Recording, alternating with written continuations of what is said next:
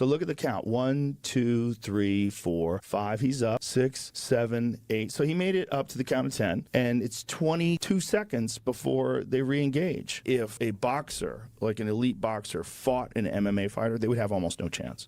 A lot of people thought he won the decisions. I thought he won the decision. Very close fight. I mean, you could maybe say that Tyson Fury, you could kind of see an argument that he maybe could have won.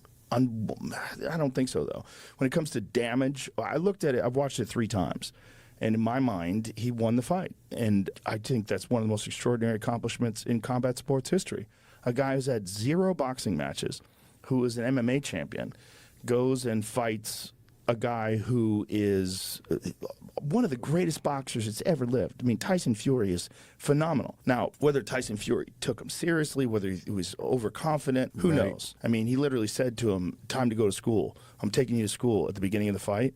And then Tyson Fury said that? Yeah, and then when Francis dropped him in the 3rd round, after the fight, Francis was like, "You are a shitty professor." And Francis is a real freak. He really rocked him. And by the way, check the amount of time that it took for him to get up. 23 seconds. 23 seconds. So that's after he dropped him. Look how big Francis is. I mean, he's just an extraordinary specimen. And didn't even start combat sports. He was 25 years old. Where is he from? Cameroon.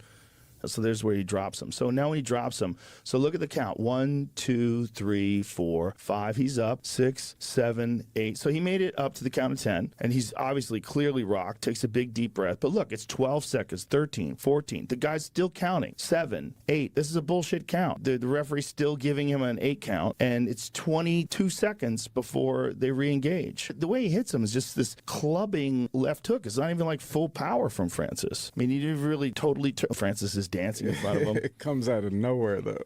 Yeah, and then battered him again in the 8th round, and somehow or another, they gave Tyson Fury the 8th round on at least one judge's scorecard, which is fucking insane. It might have been 2 judges. But boxing is a dirty business. It's a dirty sport. There's always one judge that's in the bag, it seems. At the very least, if they're not absolutely paid off, at the very least, they're deeply indebted to the promoters, and there is some sort of an agenda to have this person who's either the most marketable or the one who the most is riding on. I don't think he's going to have a rematch. He didn't talk about a rematch, didn't say he wanted a rematch, and Francis wants a rematch for sure. Francis thinks he won the fight. And it's interesting, after the fight, immediately afterwards, most people were saying that Francis won.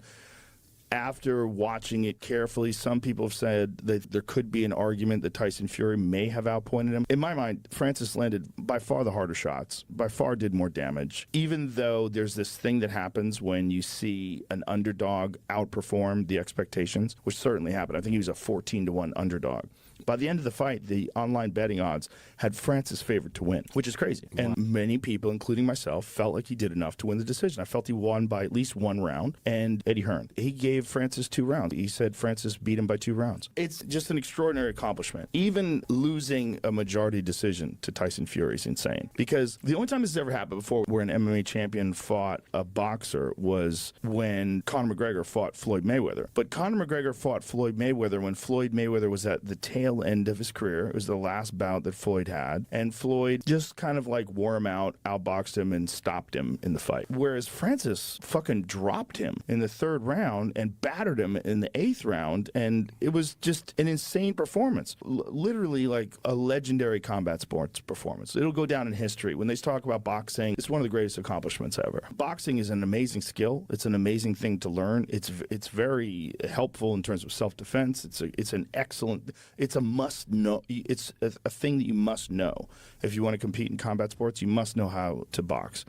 But a really comprehensive skill set that a true MMA champion will have is far better. If a boxer, like an elite boxer, fought an MMA fighter, they would have almost no chance. If Tyson Fury fought Francis Ngannou in an MMA fight and beat Francis in an MMA fight, that would be more extraordinary than Francis beating Tyson Fury in a boxing match. Because at least a big part of Francis's skill set is his punching power and his hands. Whereas Tyson Fury has almost no experience in grappling, kicking, any of those skills. If he beat Francis in an MMA fight, that would be like the most incredible thing that anyone's ever done, ever. But no boxer. The only boxer that's ever even like at an elite level competed in MMA was James Toney fought Randy Couture. It was at the end of James Toney's career. He had already accomplished incredible feats as a pure boxer and kind of just took it for a paycheck. And he got taken down and just strangled pretty quickly. Randy Couture just ankle picked him, brought him to the ground, got on top of him, head and arm choked him. Once he got to the ground, it was like a foregone conclusion. Randy was going to destroy him. No boxer has ever said in the middle of their, like as if Manny Pacquiao in the middle of his prime said, I'm going to fight MMA. That would be insane. And he would probably get his face kicked off. Probably get strangled, probably get taken down, strangled, and he would be helpless. It's a different skill set. There's so much more to MMA. To me, it's more exciting to watch. It's certainly more complicated. It requires more of you. You have to train in multiple disciplines. You're not just training in using your hands. You're training in kicking, elbows, punches, knees, takedowns, submissions, submission defense. The rounds are longer. They're 5-minute rounds as opposed to 3-minute rounds. 5 minutes is a long time. It's a long time. It's a long time. And in the old days, in the Pride days, in the old days of the UFC, there was no time limit. And then in the Pride days, which was one of the glory years of MMA in Japan, they would have a 10-minute first round. That was very hard. Dan Henderson said that was what separated the men from the boys, that 10-minute round. Because 10 minutes of straight fighting is crazy. Against a trained killer. And they would do this at like the Saitama Super Arena, which is like 90,000 people, the Tokyo Dome, these enormous venues. Not that boxing is not insanely difficult on your endurance as well, especially at a very elite level. It's next to wrestling, which is probably one of the most difficult things.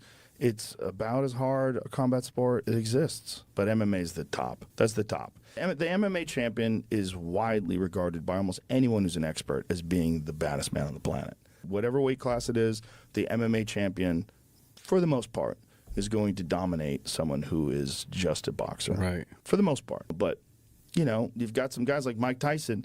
If someone taught Mike Tyson kicking defense and how to take people down, good fucking luck. Good fucking luck when that guy's coming at you throwing punches.